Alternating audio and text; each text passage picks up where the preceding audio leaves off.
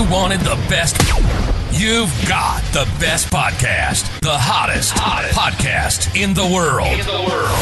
The Chris Voss Show, the preeminent podcast with guests so smart you may experience serious brain bleed. The CEOs, authors, thought leaders, visionaries, and motivators. Get ready. Strap yourself in. Keep your hands, arms, and legs inside the vehicle at all times, because you're about to go on a monster education roller coaster with your brain. Now, here's your host, Chris Voss. Hi, this is Voss here from thechrisvossshow.com. There you go, ladies and gentlemen. The latest things that makes official. Welcome to the big show. As always, Chris Voss Show for 16 years, 24 episodes, bringing you the most brightest minds, the wonderful people that share with you their journeys, their stories, their lessons in life to make your lives better. In the meantime, go to goodreads.com/Chris Voss, facebook.com/Chris Voss, linkedin.com/Chris Voss, Chris Voss, one of the TikTokity, all those crazy places on the internet. Today we have two gracious young men on the show with us today. Their book is entitled Hone, How Purposeful Leaders Defy Drift. Geoff Tuff and Stephen Goldbach are on the show with us today. We're going to be talking to them, and their book is available for pre-order September 30th, 2025. It will be coming out. Stephen is a globally recognized strategist and executive advisor, combining creativity and rigor to help organizations create their own future. With Geoff, he is a globally recognized thought leader and widely sought after speaker and writer on the subjects of strategy, growth, innovation, and adapting business models to deal with change. Welcome to the show, gentlemen. How are you? Doing all right. Living the dream. Thanks for having us on, Chris. The introduction to your show really gets the blood pumping, so we're ready to go here, I think. It's the juice, baby. It's the juice. So give us each your .coms. Where can people find out more about you guys on the interwebs? We are easy to find on LinkedIn. Both of us are available and interactive there. Geoff Tuff is Geoff, or Geoff, as my daughter likes to call him, Tuff. And you can find me at Stephen with a V, Goldbach, Goldbach. Both on LinkedIn are the easiest place to grab us. There you go. So I'll throw it to whichever who wants to take the first question first. Give us a 30,000 overview of what's inside your new book, and I'll give each of you guys a shot at that. Steve, why don't you go for it this time, and I'll take us back on the journey after you talk about Hone. How's that? Sounds awesome, Geoff. So I'll tell you a story, Chris. So there is I have had the pleasure of working with this amazing chef, Flannery Klett-Colton, for a long time. My family got to know her and her business partner, Lauren Gary, in the early 2000s when she was starting her career in the East Village.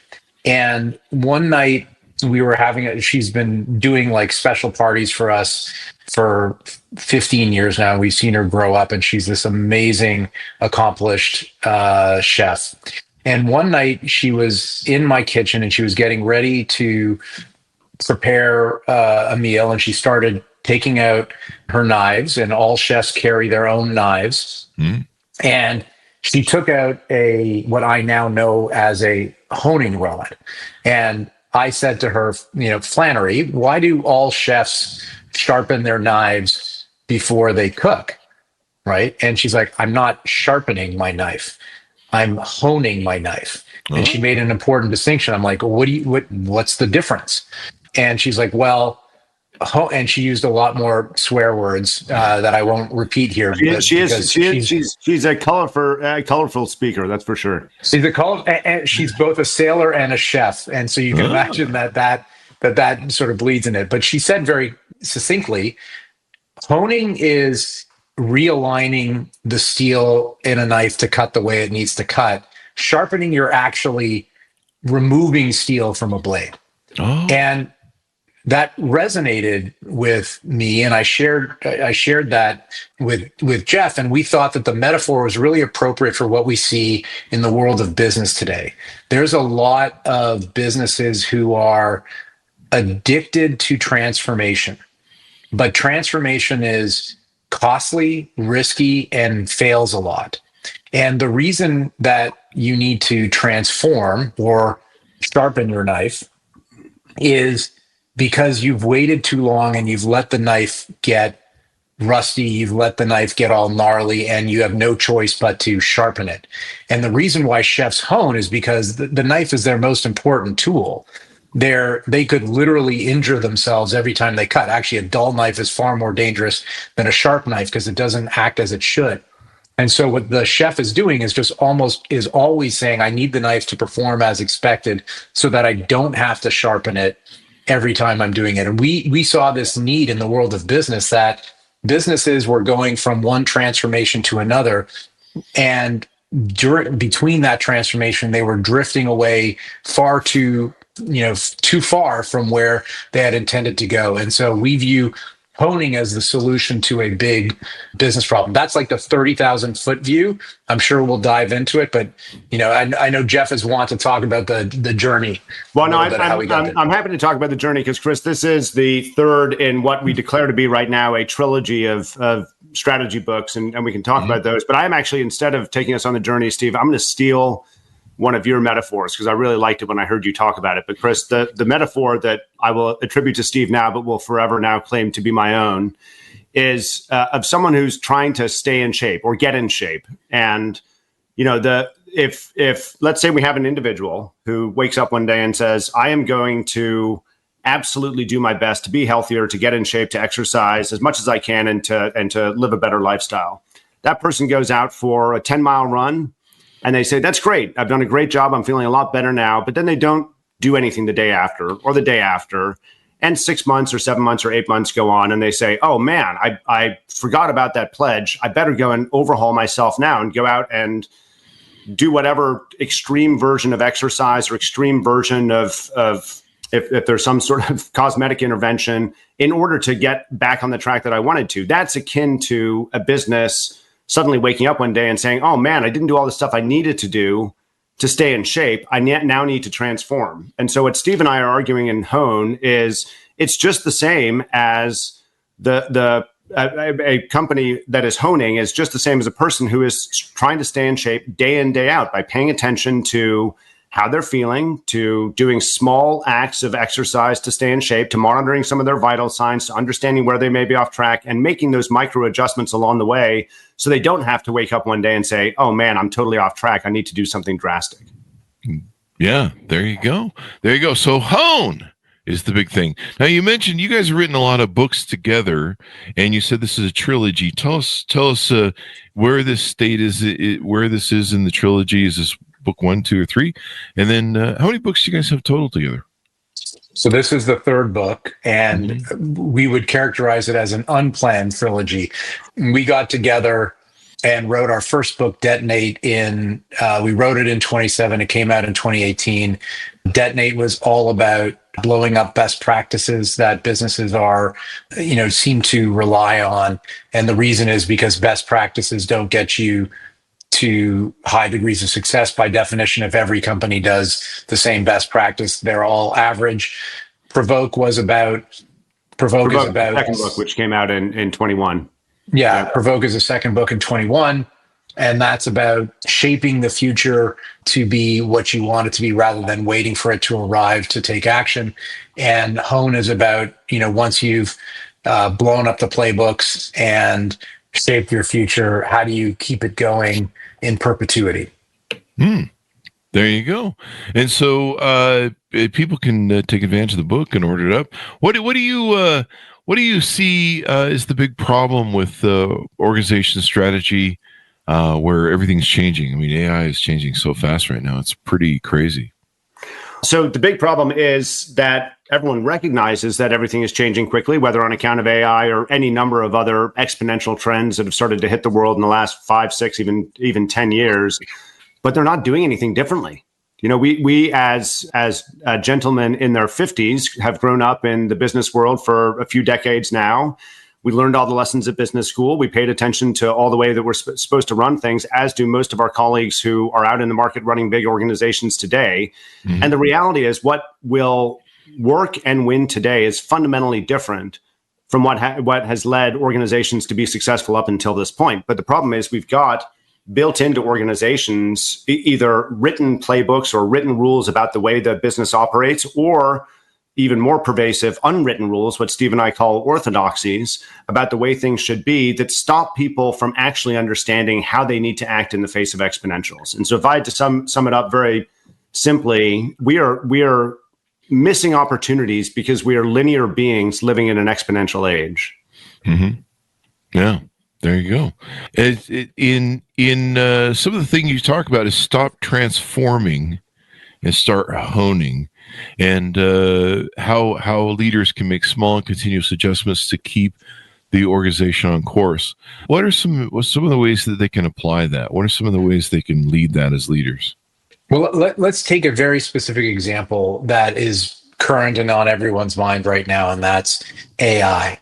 Mm-hmm. We're kind of amazed at how slow the AI rollout has been. When we think back to the ChatGPT moment that came out was 2023, and we're now midway through 25, and businesses are just starting to wrap their heads around it. And what we're seeing is a good demonstration of the way in which businesses tend to take action against things that are, as we wrote in Provoke, obviously matters of when it will come to fruition rather than if it will come to fruition. Mm-hmm. So we had that ChatGPT moment. The honing leader would have said, let's start to trial this in a really small way in parts of our organization so that we can learn about it and so that we can continually expand this to our advantage over time as that became more apparent. And frankly, AI has been around for a lot before, the so-called ChatGPT moment in 23. Mm-hmm. So leaders should have been playing around with this a lot earlier.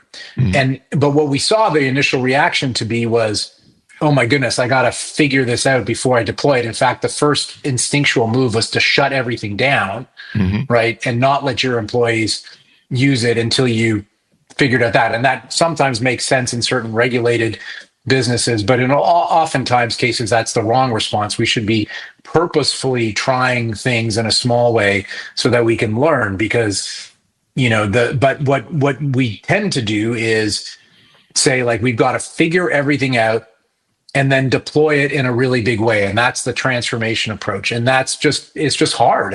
There are so many moving parts. It makes such a big deal of it. Our view is that on issues like this that are continuously disrupting your customers' experiences, your costs, your employees, you've got to just keep learning and actually admitting that you're not going to have it all perfect, but just deploy it in your organization in some way. That applies not just to AI, but all kinds of other changes that might take place. But I think it's certainly very pervasive today in the world of AI. And I think the problem, Steve, that you're describing here, and Chris, I hope this makes sense, but we have an orthodoxy. Let's go back to the term orthodoxy. We have an orthodoxy in the business world that when there's an opportunity to change, to do something different, to adopt a technology, to launch a new product or what have you, there's a binary model. You can either be a first mover, where you do something aggressively and you move first in the market and you assume you're going to get all the advantages from doing something big and bold and out in front, or you can be a fast follower, where you let others pave the way for you by taking on the risk, and then you try to adopt the technologies quickly and catch up with them in some way. Both of those models, at least in the common conception of them, presume that you have to do something big in order to shift your organization. What Steve and I are arguing actually is that there's a model where you don't have to choose between those two. And you don't have to take the big, bold step and do something as the first mover. You don't have to wait for others to do it. What you can do instead is immediately start to make what we call minimally viable moves. And so that's been a central thesis to all three of our books at this point. The notion behind a minimally viable move is very similar to, I'm sure you and all your listeners have heard of minimally viable products in the product development domain. What those are you let's say you're working in a lab, you develop something that is minimally viable for its purpose, you put it out to the market, you get some feedback, and if the feedback's good, then you continue on down that development path. If it's bad, you go a slightly different direction. That same concept can be applied to any sort of management decision, to how we adopt AI, to how we think about combating a competitor, how we think about entering a new category or what have you. And what we're arguing in Hone is that what you can do, and we should come back and talk about what the mechanisms are to hone and what the purpose is. But what we're doing is saying, just take small steps forward every single day. Test hypotheses. Every move you want to make, turn it into the smallest testable hypothesis, and then go take action quickly and course correct as you need to. And I'll stop this diatribe with just one metaphor. I think we raise it and detonate first, but it's the whole notion, like if you're trying to conceive of what it means to make a minimally viable move, imagine walking through a deeply wooded forest with a lot of overgrowth and what have you, late at night, no flashlight, pitch blackout. Mm-hmm. If you're trying to get to the edge of the forest and get out of the forest, what you don't do is run as fast as you can because you're going to trip over something because you can't see it, or you don't take huge steps forward because you may trip over a log or run into a tree or what have you. What you do is you edge your foot forward, you feel for whether there's something in the way, and if there isn't, you continue on down the path. If there is, then you change course a little bit. Doing that type of thing in the course of making business decisions is what we're trying to argue for, actually, in all of our books, but especially in Hone. There you go. You talk about identifying your organization's elemental purpose and using it as a North Star. Tell us about how that works. Yeah, so an elemental purpose is, effectively why, what at its core this business was put on earth to do. It's not necessarily the purpose statement that is usually ascribed, or ordained in a wall on a plaque in the organization. But it's at its core, what does an organization do? So you can't see an organization's elemental purpose per se. And so you have to hypothesize about what that might be. So we thought about a company like Apple in the book, and we said, well, it seems like its elemental purpose might be to bring, a touch of high design to every, and user-centric design to every technology and everything it does. Because if you look at what it really does is like elevate the user experience in all capacities. The reason why elemental purpose as a concept is so important is because when a company has a tendency to drift off course, it's because it's gotten weighed down by things that have taken it away from its elemental purpose, whether it's competitive actions or whether it's new technologies that it's getting enamored with, and this is a metaphor that I'll attribute to Geoff, given he's the sailor of the two of us, all the barnacles that get accumulated on a ship's hull and prevent it from actually feeling the water as you go. I'm not sure, Geoff, if I've completely run with it. That's close enough. I'll keep running with it. My sailing friends won't bust you on that. Yeah. So you got to get this accumulation of crap that prevents you from really seeing and performing against your elemental purpose. And what we would argue that you have to strip away some of that to get back to basics. You see that in lots of different companies today going quote unquote back to basics. And that's what we mean, but you have to have a sense of what that is. And very rarely in an organization's lifespan should an elemental purpose change. It can, and technology can be a forcing mechanism in that, but really if you have a sense of what you're put on this earth to do, you should be able to adapt to the surroundings that you have. There you go.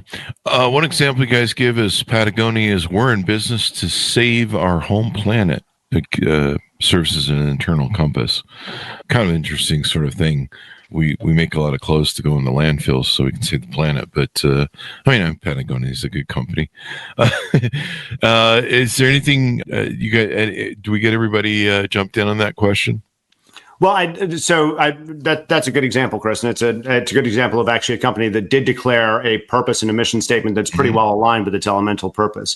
But the purpose of an elemental purpose, if we bring it back to the book, is to give you that path forward that allows you then to make those day-to-day management decisions that we were talking about before. So when we talk about honing, we're talking about the most senior executives, and we should talk about the role of who does what in this system, but the most senior executives of any organization paying attention day in, day out to the things that they have in their control that drive behavior in their system. And when I say behavior here, I'm talking about the behavior of employees, I'm talking about the behavior of customers, of suppliers, of partners, or what have you. Because ultimately, nothing changes. You don't stay on track. You don't course correct. Nothing allows you to stay on track unless someone somewhere changes a behavior. So at the heart of honing is understanding your elemental purpose, understanding the behaviors that you need to be able to impact as a senior executive throughout your entire system amongst all those audiences that I talked about before that will help you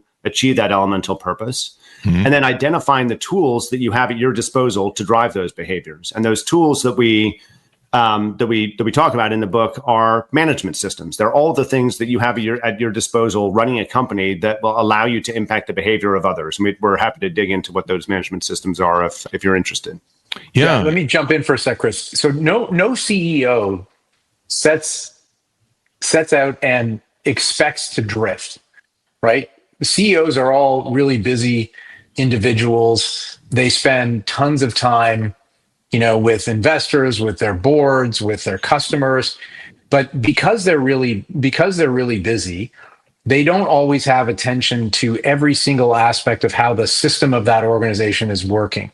And oftentimes they make major decisions, and then those decisions get delegated to lots of different parts of the organization, and they either don't get implemented in the way that they were intended, or the decision sort of becomes stale because competitors do different things. So the organization naturally drifts off course. When Geoff talks about designing the system, you need to make sure that the organization as a whole is being steered. But when CEOs go from one big challenge to another big challenge, it's kind of hard to continue to navigate the system. And what we're saying is they've got to be the chief system designer of that organization and constantly making small changes to the management systems of the organization to get people to behave differently in order to get that organization back on course, pointed directly at that elemental purpose. There you go. Now, one of the things you talk about as well in the book is CEOs must become chief system designers. Why CEOs and how does chief system designer work? Well, I think, Chris, in many ways, that comes back to the direction Steve was just going. And I'm gonna create a juxtaposition here that is probably greater than it typically is. But if you think about the average CEO or even the above average CEO, the great CEOs, often the way most of us think about them is they are the bold visionary leaders who spend their time understanding where they want to be competing in the world, making commitments on behalf of the company to their investors, to their stakeholders, leading with the grand vision statements. And then they expect, rightly so perhaps, that the rest of the organization then achieves what they're setting out to do. Yeah. We're actually arguing that while that has a time and a place, most CEOs have completely overplayed that part of their job and underinvested in the more important part of their job, which is acting as chief system designers, which is where your question was anchored. What it means to be a chief system designer is not to be the big, bold visionary. It means to be the person in the weeds, day in, day out, understanding what mechanisms they have at their disposal to drive the behaviors that will allow the organization to stay on path, not to drift, to achieve its elemental purpose. It doesn't mean they have to do every single one and control every single management system. But our argument is that the average CEO needs to be spending a lot more attention and a lot more time in the mechanics of how the business is operating and really understanding the impact of behaviors through the system than they are typically today. Oh, there you go. Did you want to jump on this? No, I'm good. Yeah, go ahead. All right. So as we go out, guys, what are some offers that you guys are doing? Do you guys do speaking engagements, with consulting, working with corporations and teams? What are some of the things you guys offer on your website people can take advantage of? So we do speaking engagements. We are open for business in that way. We would love to come speak to your organizations. We do that both virtually and in person. If you're running a conference, Geoff and I can be very entertaining. If you're a company You can have us do both speaking events, but also workshops where we help you work through some of your challenges and can adjust some of those management systems or challenge some of your orthodoxies. There you go. And I will say, Chris, the main thing I hope your listeners take away is that while we can be entertaining, we can do stuff up on the stage and people generally seem to like it. At the end of the day, what we care about is engaging in a way that drives a change in behavior. It would be completely antithetical for a couple of guys to come along and write a book about the importance of changing behaviors and then not commit to do that ourselves. And so what we hold ourselves accountable for whenever we engage with any sort of company, whether it's in the traditional client service work we do or in some of the speaking events that we're involved in, is making sure that behavioral change actually results from it. And that what drives that change is going to differ by the organization, by the setting, by the challenge, what have you. But that's our commitment to anyone that does give us a call. And Chris, there's one other message that I think it would be important for us to share with your listeners. So we took inspiration throughout the book from the world of artisans. And we watched and profiled 4 different artisans in Hone. We had Flannery, who's our chef. We had Anna, who is a famous photographer. And we had Sam Pollard, the famous documentary filmmaker and editor, particularly known for his editing in the 1990s of Spike Lee's films.